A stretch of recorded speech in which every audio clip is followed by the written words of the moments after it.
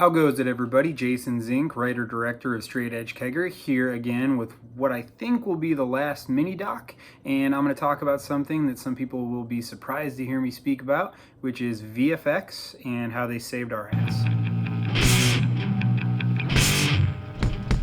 All right, so there are about 5 different examples of the visual effects that we used in the film, but I don't want to show all of them. I don't want to take too much time, so I'm going to show 3 of the core ones. The first one I actually did myself, and it took a long time, a lot of hours, and what it was we filmed from the back of a car, and we had it mounted on a tripod, basically. We had it suction cupped down and then duct taped just to be safe that it didn't fall off. But we didn't think about the fact that as you go down the street, it's passing street lights, and that's going to create shadows. And so as it passes under each street light, there would be a shadow of the tripod and the camera, which ruins the shot because it's a pretty long take going down the hill, and you shouldn't be able to see the camera. So we had to fix that. So I had to kind of like clone, stamp, and mask that. I had to teach myself how to use After Effects.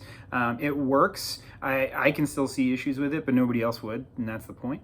But after that, we got lucky. We found a guy, of all places, on Fiverr. His name is Ryan ZumMallen, and I'm going to include his information, in the video. So the other one that we needed a lot of help with, and there was no way we could have done it without Ryan doing the visual effects, is a reverse shot, again, spoiler alert, but of Corey, or Brad in the movie.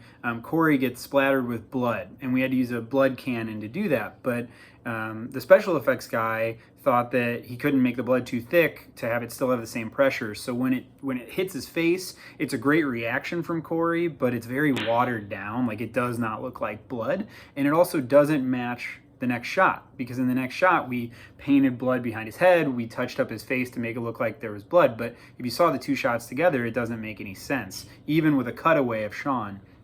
And so what he had to do is marry the 2 shots together. So you get the explosion onto his face, but he also took the blood chunks and everything that hit the floor and basically cloned those 2 together. And if you really look, you can kind of see Corey's hairline move and shift, but it's very faint. Nobody ever notices. Again, I forget. It was only looking back at this that it made me realize that you can still tell there's something going on there. But again, without Ryan, the VFX guy, it just wouldn't have worked. We would have had to reshoot it, and I don't know if we ever would have been happy with the end result. So my friends know that I'm a big practical effects guy. I always swore off CGI, and I'm still kind of that person, but I have now seen the benefit of marrying visual effects with special effects.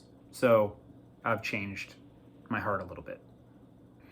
The next one, and this was a huge help, was that we had a throat slit to one of the party goers, and we used an old stage trick. You run a tube and a ball filled with blood on the back of the knife, and as you drag it across their neck, you squeeze the ball, blood squirts out, and it makes it look like it's slitting their throat. It actually worked pretty well, but what didn't work well is the angle that we shot it at. You can actually see the blue ball, bright blue ball filled with blood, and it kind of ruins the effect. So what we had the VFX guy do is we had him kind of black that out and put it into shadow. If you really look, if you know what you're looking for, you can tell that we blacked something out, but it doesn't matter. It happens so quick and nobody ever notices. I forget that it's even there, and that's the point. So it's a good example of marrying practical effects with visual effects. So that's it for this week, and honestly, I think that about wraps it up for these mini docs.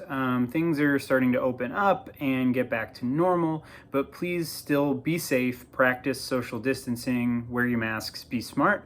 But I think that's going to be it for me, signing off. So be safe, be excellent to each other, and party on, dudes. See ya.